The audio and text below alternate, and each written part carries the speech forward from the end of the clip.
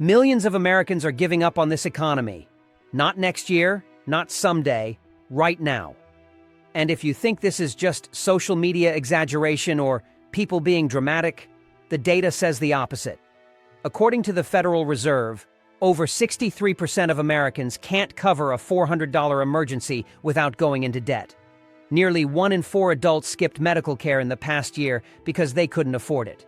Consumer confidence just posted one of its sharpest multi-month drops since the Great Recession, and labor participation among prime-age workers is quietly sliding again, not because jobs don't exist, but because people have stopped believing those jobs lead anywhere.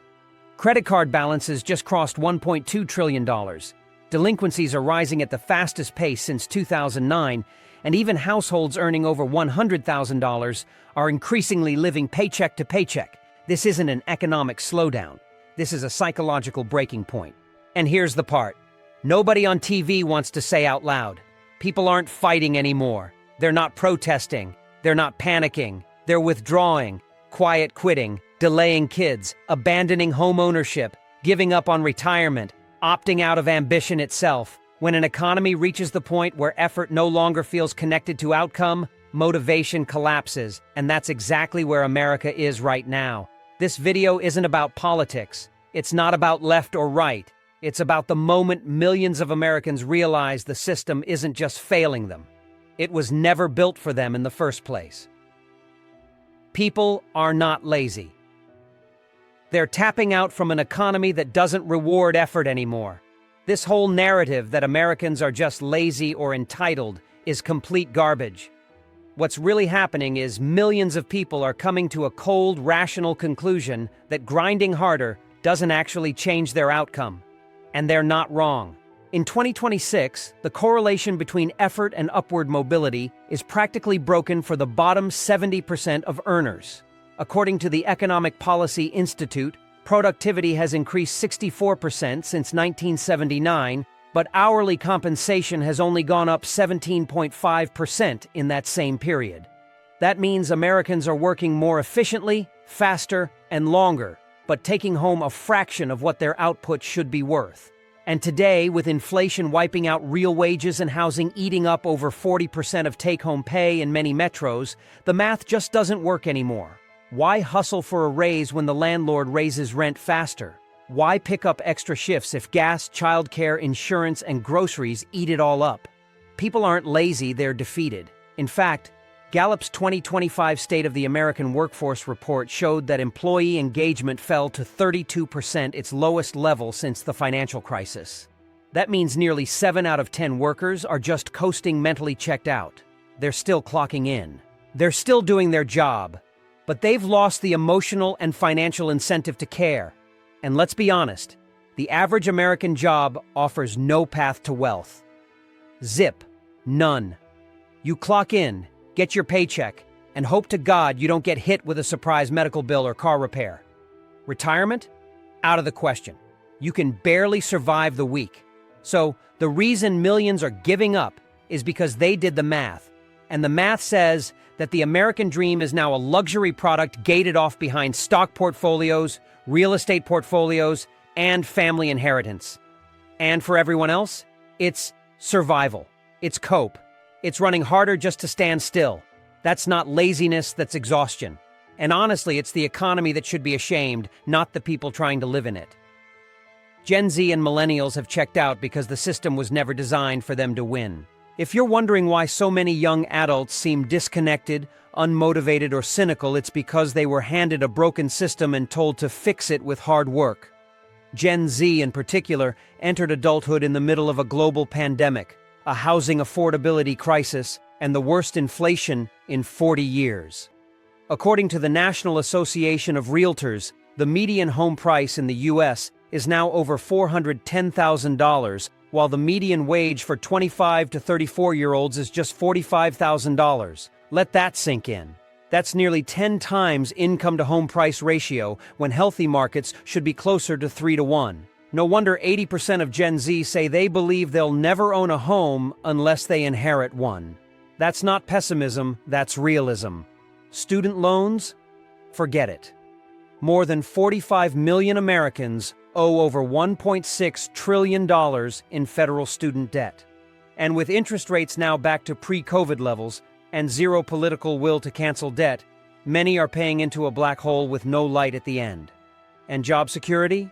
A myth. 2025 saw a spike in gig economy participation, not because people love flexible work, but because full-time roles with benefits have vanished. Uber, DoorDash, freelance contracts, AI temp gigs, they don't build careers, they just keep you alive. And here's the thing no one's saying, Gen Z didn't give up because they were never in the race. They watched their parents lose homes in 2008, get squeezed by healthcare premiums, and work until 70 just to keep the lights on. So now, they see work as a means to survival, not fulfillment. Not status, just rent money.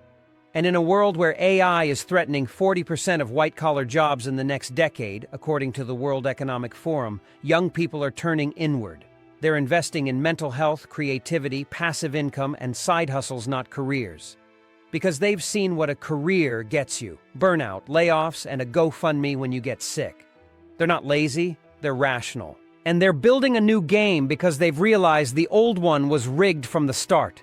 The new American dream is just survival, and millions are choosing to opt out of the illusion. You've probably noticed this shift yourself. People aren't dreaming of white picket fences anymore. They're not fantasizing about the corner office or the $80,000 SUV in the driveway. The new dream?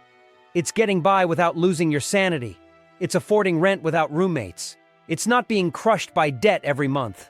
According to Lending Club's December 2025 report, 61% of U.S. adults are now living paycheck to paycheck, and that includes 45% of those earning over $100,000 a year. Let that sink in. Even six-figure earners can't breathe anymore. The traditional milestones: house, kids, retirement savings, are now replaced with survival goals. Avoid eviction, make minimum debt payments, maybe afford health care if something goes wrong. And here's the kicker. Even when people do manage to make it, they're not any happier. A new 2026 study by Purdue and Gallup found that happiness plateaus at around $85,000 per year and begins to decline as income increases past that point, especially when cost of living and work-life balance are taken into account. So even the people who win the economic game are realizing there's no prize at the end. Just more stress, more bills, more performance reviews. That's why millions of people are checking out voluntarily. They're going minimalist. They're leaving cities. They're quitting the rat race and choosing peace over hustle. Tiny homes, homesteading, working part-time, or finding remote jobs that pay enough to live simply, not lavishly. And look, that's not just a trend. It's a rebellion. A conscious rejection of a system that promised everything and delivered anxiety, burnout, and debt. This isn't a failure of ambition, it's a realignment of values. People are realizing that the only way to win in a rigged system is not to play. And while that scares economists because consumerism fuels GDP, it's the only rational response to an economy that keeps demanding more while giving less. The American dream didn't die, it got downsized. And now millions are waking up to the truth. Survival is the new success story. We're living in an economy that punishes the responsible and rewards the reckless. Let's just call it like it is. We are now living in a backward system where playing by the rules actually hurts you. Think about how insane that is. You save money? The bank gives you 0.01% interest, while inflation eats 4% of your buying power every year. You use credit responsibly? Your score barely moves.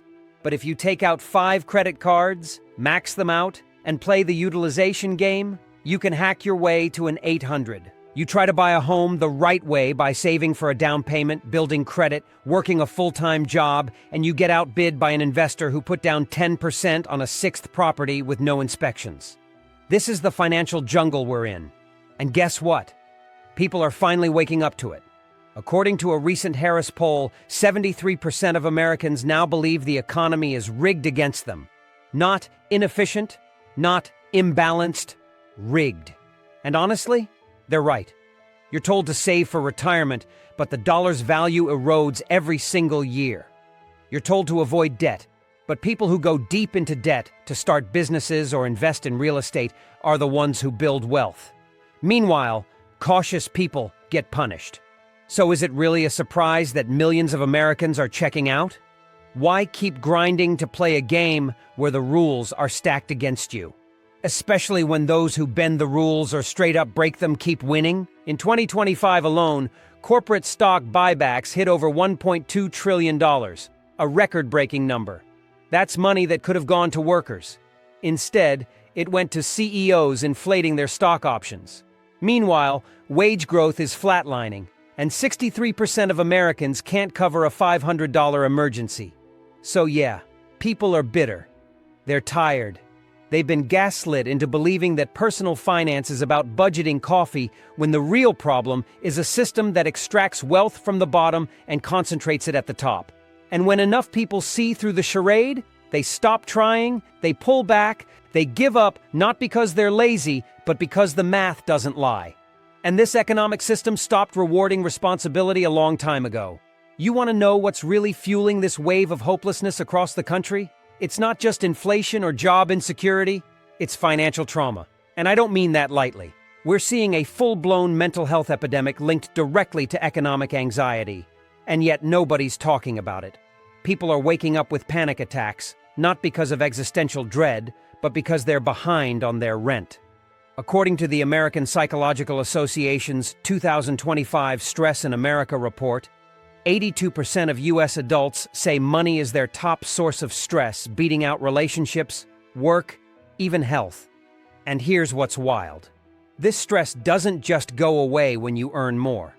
Even among people earning $150,000 or more, 68% report feeling overwhelmed by financial pressure. That's not a budgeting problem. That's trauma. Financial PTSD shows up as obsessive saving, hoarding behaviors, avoiding mail because of bills, or complete apathy where you just stop opening statements or checking your account altogether. And that's exactly what we're seeing. Credit monitoring company Credit Karma reported that 37% of Americans stopped checking their credit report entirely in 2025, and many said it was because they already knew it was bad, or it gave them anxiety. Think about that people are opting out of their own financial lives because it's too painful to face. And this isn't just affecting individuals. It's a systemic drag. People with financial trauma don't take risks. They don't invest. They don't start businesses. They don't buy homes. And when millions of people do that, it chokes off innovation, entrepreneurship, and consumer spending. But more importantly, it fuels a deep, simmering resentment that's boiling over. People are tired of hearing, "just work harder," from politicians and influencers who've never had to choose between rent and food. And so they withdraw. Not out of laziness, but self-preservation. Giving up becomes the only sane response to an economy that has made money the number one cause of pain in people's lives. And unless something dramatic changes, this economic burnout is only going to spread further. America is turning into a subscription-based survival economy, and nobody signed up for it. This one is going to blow your mind. You ever feel like everything is turning into a subscription? Like you can't just own anything anymore, you have to rent it forever? That's not your imagination. It's the new economy. And it's making people feel like they'll never get ahead no matter how hard they try. In 2026, the average American pays for 12 different subscription services, according to a report from Rocket Money, totaling over $290 per month. That's over $3,400 a year just for access, not ownership. We're talking streaming services, cloud storage, software, food delivery plans, gym memberships, rental furniture, and now even cars. That's right. Major automakers like BMW, Toyota, and Tesla are now rolling out features as a service where you pay monthly to unlock heated seats or advanced cruise control in a car you already bought. And that's just the tip of the iceberg. Home ownership, out of reach. Car ownership, turning into leases. Even your phone is on a monthly plan. What this means is you can never build equity. You're paying forever and owning nothing. That's what's turning America into a subscription-based survival economy. It's not just that people are broke, it's that they're being designed to stay broke. Ownership is where wealth is built. When you own a home, a business, an asset, that's how you grow. But in this new model, ownership is being replaced with access. And access means dependence. You can't walk away from your job if you have to make $3,000 worth of auto-drafted payments every month. You can't build wealth if you're funneling your paycheck into 12 different tech platforms that bill you automatically. And people are waking up to this trap. They're not dumb. They're just exhausted by a system that's milking them dry. And that exhaustion? That's what's pushing millions to say, I'm done. Done trying. Done budgeting. Done pretending this is sustainable. The average American knows something's wrong even if they can't articulate it. Because when you're paying more than ever, owning less than ever, and still falling behind, that's not bad luck. That's systemic extraction. And people are finally saying, no more. Let me tell you something that most people won't admit out loud. The reason so many Americans look like they're doing okay is because they're faking it. Faking stability, faking normalcy, faking financial health. And the psychological cost of that is destroying people from the inside out. You see someone posting vacation photos, driving a decent car, living in a nice rental, and you assume they've got it figured out. But what you're not seeing is the $24,000 of credit card debt behind the curtain. What you're not seeing is the 5 buy now, pay later plans, the 2 months behind on rent, or the fact that they're ghosting their student loan servicer. According to TransUnion's latest Q4 2025 report, serious credit card delinquencies are up 34% year over year, hitting their highest level in over a decade. And what's crazy is this is happening while credit card limits are also rising. Why? Because banks need people to keep spending, even if they can't afford to. It's manufactured prosperity. On the outside, it looks like things are stable. GDP is growing. Retail sales are up. But under the hood, it's debt-fueled chaos. And people are emotionally wrecked from trying to maintain that illusion. Living above your means used to be a choice. Now, it's a necessity. Because surviving on just enough doesn't work anymore. People are running up debt to buy groceries. According to the Bureau of Labor Statistics, food-at-home prices have risen 26% since 2020, and they're still climbing in 2026. Nobody's splurging, they're feeding their families. And it's this cognitive dissonance knowing you're doing everything right, yet still sinking that's breaking people. You go to work, pay your bills, keep a clean apartment, but it never feels like enough. And because everyone else is faking it too, you start to feel alone. Like you're the only one failing, but you're not. You're part of a collapsing middle class that's pretending to be okay, because the alternative, admitting it's all falling apart, is too terrifying. So people emotionally check out. They give up. Because they're exhausted from the performance. They're sick of pretending they're fine when they're drowning. And at some point, the mask becomes too heavy to wear. That's where we are now. America's safety nets are failing in real time and millions are falling straight through the cracks. Here's something nobody with a cushy DC job seems to understand. The so-called safety nets in this country are barely even nets anymore. They're thin, rotted threads, and they're breaking. Millions of Americans who used to feel one step away from stability are now free-falling, and there's nothing below them. Take unemployment benefits. In most states, it's capped at $300 to $500 a week. That's before taxes. Try paying rent, utilities, gas, groceries, and debt minimums with that. You'll be in the red before the week's over. And that's if you qualify. If you're self-employed, freelance, or part of the gig economy, good luck.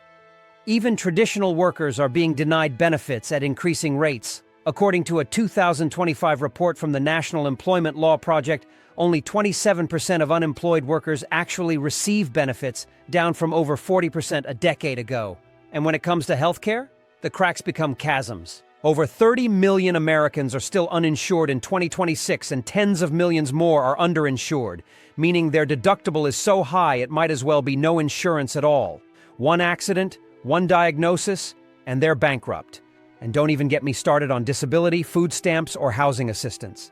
These systems are so overloaded and underfunded that people are waiting months for approvals, only to be denied because of some obscure paperwork technicality. Meanwhile, billion-dollar corporations exploit tax loopholes and bank record profits. The math couldn't be more broken. What you're seeing now with rising homelessness, exploding medical debt, and quiet desperation across the suburbs is what happens when a safety net turns into a trap. People don't fall and bounce back, they fall and vanish. And that realization is hitting hard, especially for older millennials and Gen Xers who played by the rules for decades, only to find that when things finally went sideways, the system offered nothing but red tape and rejection. That's why so many are giving up. It's not just financial, it's existential. Because when the bottom drops out and nobody catches you and nobody even notices, you start to wonder what the point of it all is. That's the quiet scream you're hearing all across America right now. Not rage, not protest, just silence, just people disappearing into the margins. People aren't just tired of being poor. They're tired of feeling powerless in a system that's not meant for them. This isn't just about money anymore. It's about control. It's about autonomy. Americans aren't just broke, they're being micromanaged while being broke, and that's what's driving people off the edge. Because there's nothing worse than knowing the game is rigged and still being forced to play it. That's the part no one wants to talk about. You work a job where every minute is tracked, your bathroom breaks are monitored, your keystrokes recorded, and for what? To make just enough to not get evicted? That's not a career, that's digital feudalism. And it's spreading fast. With AI and surveillance tech exploding across retail, warehousing, education, and even white-collar office work, people aren't just underpaid, they're digitally controlled. And the kicker is, even when you do everything right, the system still pushes back. Try applying for a mortgage without a perfect credit score and a 2-income household. Try starting a business with no capital and no family safety net. Try escaping the rent trap when institutional investors now own 1 in 7 single-family homes in the U.S., outbidding families with all-cash offers. You can't. It's a closed loop, and people feel it. A 2026 Pew Research poll found that 71% of Americans believe the economy is rigged to favor the rich, and 64% believe they will never achieve financial security in their lifetime, regardless of effort. That kind of psychological weight creates a specific type of apathy, not laziness, not defeatism, but a total detachment from the idea that effort equals reward. And once that belief dies, society starts unraveling. You get mass burnout, you get quiet quitting, you get civil disengagement, you get people who stop voting, stop organizing, stop dreaming. And this is what we're seeing now: an entire generation of Americans who don't necessarily want to rebel. They just want out of the chaos, out of the exploitation, out of the gaslighting. They want a system that respects their time and their labor, not one that extracts every ounce of energy and then tells them it's their fault they're still poor. Until then, millions will continue checking out, not because they hate the country, but because the country has become unrecognizable to them, and they're done trying to fix something that was never built for them in the first place. Here it is, the real reason millions of Americans are giving up on the economy. Not because of one policy, not because of one administration, but because the story that kept everything together is dead, and nobody believes it anymore. The story was simple. If you work hard, stay out of trouble, and play by the rules, you'll build a better life. Your kids will do better than you. You'll retire with dignity. That was the story, the American dream. And for a long time, even if it wasn't true for everyone, it was true for enough people to keep the wheels turning. But now, it's not true for almost anyone.